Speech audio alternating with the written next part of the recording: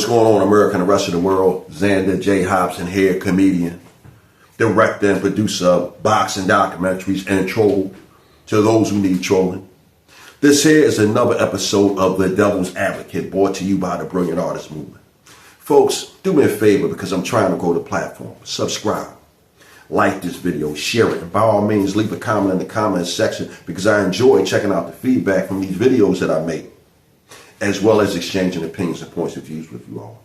Now, folks, before we proceed with this video, I want to take a moment to send out our prayers and condolences to the family of the late three-time world boxing legend, Mike the Body Snatcher McCollum. This man was a staple in boxing in the 80s and the 90s, and we lost him about a week ago. So let's just take a moment and bow our heads. So, now that we got that out of the way, I want to continue this conversation on black fatigue. Now, I didn't mean to spend a whole lot of time on this, but I made a video the other day and it's getting a lot of buzz because the subject of black fatigue is a trending topic. Now, if you're not familiar with the term black fatigue, let me enlighten you. Black fatigue is a campaign against that lower element of black society who makes the good, upstanding blacks look bad. This war is being waged by whites. It's being waged by other blacks, and it's being waged by the other racial groups because people are simply sick and tired of that lower element of black society that promotes dysfunction, and it's starting to affect everyone. So this is what black fatigue is. And if you're familiar with the comedian Chris Rock and his body of work, you know that he did a comedy set called Black People and N-Words. And to sum it all up, Chris Rock said, black people hate N-words just like everybody else. And that is pretty much the definition of black fatigue. So now that we got all of that out of the way, I think we can continue with the video. And since we were talking about the former late great boxing legend Mike the Body Snatcher McCollum, we're going to talk about Africans, Afro-Caribbeans, and African Americans. And if you've seen my thumbnail, all of these fighters are Africans from different parts of the world. The great Emil Griffin, the great Mike the Body Snatcher McCollum, and the great John the Beast Mugabe. Now, we're all from Africa, but from different parts of Africa. Hey, it's just like with white people. You got British white people, you got French white people, you got Italians, Canadians. Hey, we are a diverse group of people, even though we might have the same color of skin. Now that we got that all the way, if you've been hanging out in these YouTube streets, you know that you had some foundational black Americans. I gave you guys another term that you may not be familiar with. A foundational black American is pretty much an African American. But like I said, if you've been hanging out in these YouTube streets, you'll know that some African Americans have an issue with Africans and Afro-Caribbeans.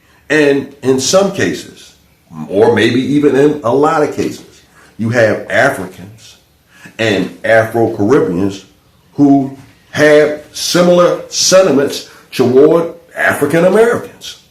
So it's that kind of thing that's going on. And a lot of this stuff is being promoted by way of social media.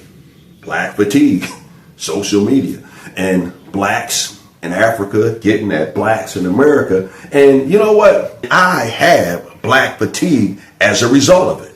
Because number one, in 2025, you would have thought that black people the world over would have learned by now that keeping us at each other's throat, that's the thing that's really keeping black people at the bottom. So they launched another campaign against black people. First it was slavery, then it was segregation, redlining, and now this newest campaign that's being launched against black people is black fatigue. And you know what? I'm not only had black fatigue behind this, I'm sick and tired of it. Because you know what I really hate?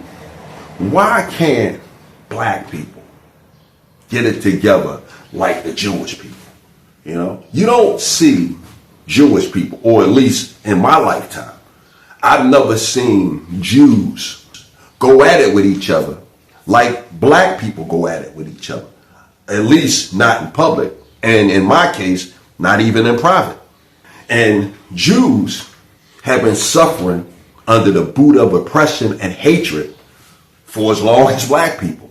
So that's the whole difference here.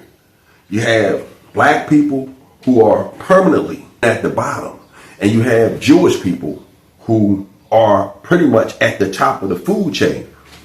We both have been hated, but the only difference between the two is Jews stick together, and that's why they were able to rise, and blacks don't stick together, and that's why we stay permanently at the bottom. And I have black fatigue because of it. Now, before we continue with this video, I want to take a moment to tell you guys about probably one of the most beautiful and inspirational things that I've ever seen on YouTube. I was watching Myron Gaines's Miami debate, and at some point he started debating against some Jewish guys. And Myron was pretty much giving these guys a black eye. But you know what? Those Jewish dudes were standing with one another. And even though Myron Gaines was a little bit more than they could handle, you know what? Those Jewish guys, they stuck together.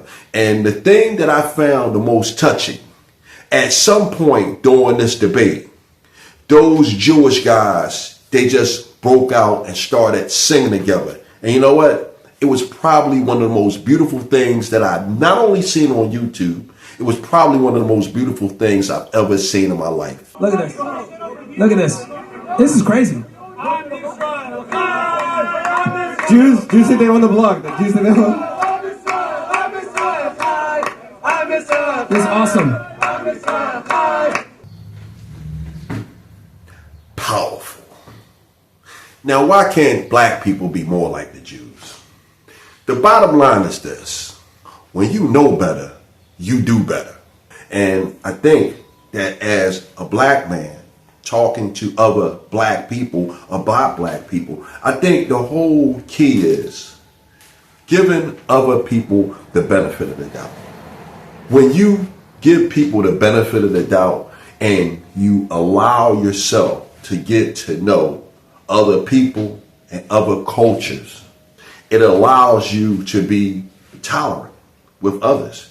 If you are a civilized person, if you are an unselfish person. Because I can remember as a younger man, I hated Jamaicans. And at this point, I'm embarrassed to say the reason why I hated Jamaicans is because a Jamaican guy took my girlfriend. Okay? Took my girlfriend from me. And you know what? When I think about it in hindsight, I was a square. The Jamaican dude, he was a cool guy. He had his long flowing dreads. He smoked his spliff. He talked that talk. And I was a square. But you know what? I hated Jamaican people because of it. Now, it didn't help that the Jamaican shower posse started terrorizing the cities of America not too long after this Jamaican guy took my girlfriend. So that made it easy for me to hate Jamaicans. But there was a time when I hated Jamaicans, and I'm embarrassed to say I initially hated Jamaicans because a guy took my girlfriend from me. I mean, it's perfectly understandable to not like Jamaicans if you had ever experienced the shower posse, because I knew guys that got killed by members of the shower posse. But you know what? Deep down inside, I didn't have an issue with Jamaicans because of the shower posse. I had an issue with Jamaicans, all Jamaicans over a girl. And in 2025, at 57 years old, I'm kind of sort of embarrassed that I hated my black Jamaican brothers because a guy took my girl from me because I was a square. But you know what cured me of my hatred of my brothers from Jamaica? I got to meet good Jamaican people when I started working at the hospital at the University of Pennsylvania. Mr. Mighty and Mrs. Mighty, Mr. and Mrs. Clark, and a whole host of other Jamaicans who were great people. Sylvia Yard. And you know what really turned how I felt about Jamaicans and made me really love Jamaicans? When I was a young boxer, I went to training camp. It was either 87 or 89. And when I got down there, I met the Jamaican world champion, Lloyd Hunnigan. I met another great Jamaican guy, a fellow by the name of Rod Douglas, and Michael Watson. All Jamaican fighters, all Jamaican guys. And you know what? They were good people. And I had to change my attitude toward my Jamaican brothers because I got to know Jamaicans on a personal level. Now, one thing I will say, Jamaicans, they're British subjects. And you know what? British people, whether they're black or white, they're snobs, okay?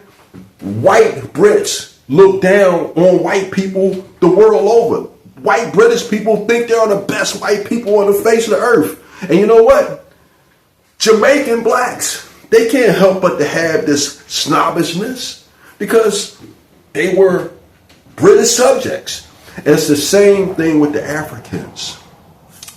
Africans, a lot of them, they were either British or French or whatever type of European subjects. And they are subject to the whims and the personalities of the people who ruled over them.